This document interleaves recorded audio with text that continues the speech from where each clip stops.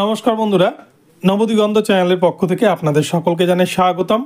তো বন্ধুরা, এই মুহূর্তের বিগ ব্রেকিং নিউজ, পশ্চিমবঙ্গ প্রাথমিক শিক্ষা পর্ষদের এই মুহূর্তে একগুচ্ছ কিন্তু পরিবর্তন নেওয়ার উদ্যোগ পর্ষদ সভাপতি গৌতম পালের।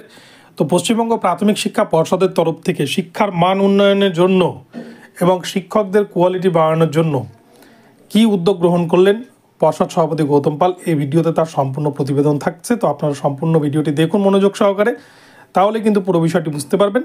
তবে তার আগে বলি, যারা প্রথমবার চ্যানেলটি দেখছেন আপনারা অবশ্যই চ্যানেলটিকে সাবস্ক্রাইব করে দেবেন এই ধরনের আপডেট সবার আগে সর্বপ্রথম পাওয়ার জন্য। তো চলুন আমরা মূল পর্বে ফিরে যাই এবং এই বিষয়ে বিস্তারিত জেনে নিই।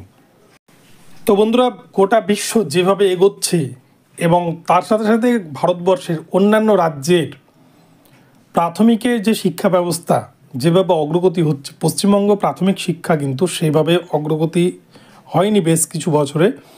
সেই জন্য সেই শিক্ষাকেই যুগের সাথে তাল মিলিয়ে এবং অন্যান্য রাজ্যের সাথে যাতে দ্রুত গতিতে বাড়ানো যায়, শিক্ষার মান যাতে বাড়ানো যায়, আমাদের পার্শ্ববর্তী রাজ্য দিল্লিতে কিন্তু সরকারি স্কুলের পঠন পাঠনের মান এতটাই উন্নত, যেখানে কিন্তু প্রাইভেট স্কুল থেকে ছাড়িয়ে নিয়ে এসে বাচ্চাদেরকে গভর্নমেন্ট স্কুলে ভর্তি করছে সেখানকার গার্জেনরা।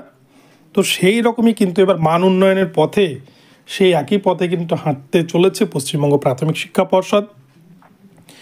বিশেষ করে আমাদের রাজ্যের ক্ষেত্রে সকলেই প্রাথমিক স্কুলে শিক্ষকতা করতে চায়, কিন্তু নিজের সন্তানকে, কথাটি হয়তো অনেকেরই খারাপ লাগতে পারে, প্রাথমিক স্কুলে নিজে চাকরি করা সত্ত্বেও সেই স্কুলে কিন্তু নিজের সন্তানকে কোনো শিক্ষকই কিন্তু ভর্তি করতে চান না।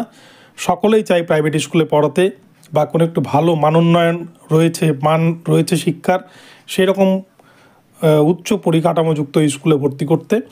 সেই জন্য কিন্তু প্রাথমিক স্কুলগুলোর হাল বর্তমানে ভীষণই খারাপ অবস্থায় রয়েছে।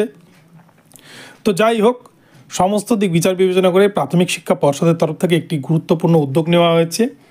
তো কী উদ্যোগ? এবার থেকে স্কুল নয়, এবার থেকে কিন্তু পরীক্ষার যে প্রশ্নপত্র, সেই প্রশ্নপত্র আর কিন্তু স্কুল করতে পারবে না। এবার থেকে বোর্ডের প্রশ্ন আসবে সারা রাজ্য জুড়ে, ঠিক যেমন মাধ্যমিকের ক্ষেত্রে, উচ্চ মাধ্যমিকের ক্ষেত্রে বোর্ডের প্রশ্ন হয়। এবার গোটা রাজ্যে কিন্তু একই প্রশ্নপত্রে একই ডেটেই পরীক্ষা হবে প্রাথমিকের স্কুলগুলোতে।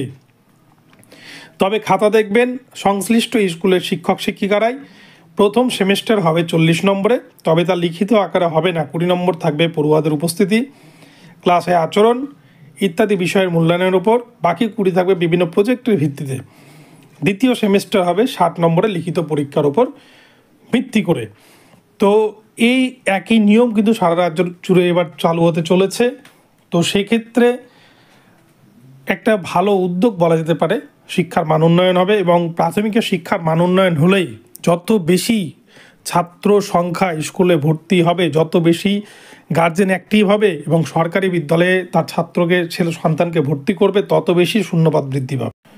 কেননা যত বেশি সংখ্যক ছাত্রছাত্রী প্রাথমিকে ভর্তি হবে, তত বেশি কিন্তু শিক্ষকের প্রয়োজন পড়বে। শিক্ষকের ঘাটতি মেটাতে তখন কিন্তু সরকারকে নিয়োগ করতেই হবে। তো সেই জায়গায় দাঁড়িয়ে আমি বলবো, যারা টেট পাস রয়েছেন তাদেরও কিন্তু আগামীতে কপাল খুলবে। তো প্রাথমিকের মান উন্নয়ন হলে এটা একটা রাজ্যের জন্য কিন্তু ভালো খবর এবং সেক্ষেত্রে চাকরির সম্ভাবনা অনেকটাই বাড়বে। তো বন্ধুরা, এখন এই পর্যন্ত রইল। ভিডিওটি ভালো লাগলে চ্যানেলটিকে সাবস্ক্রাইব করে দেবেন। দেখা হচ্ছে পরবর্তী ভিডিওতে। ধন্যবাদ।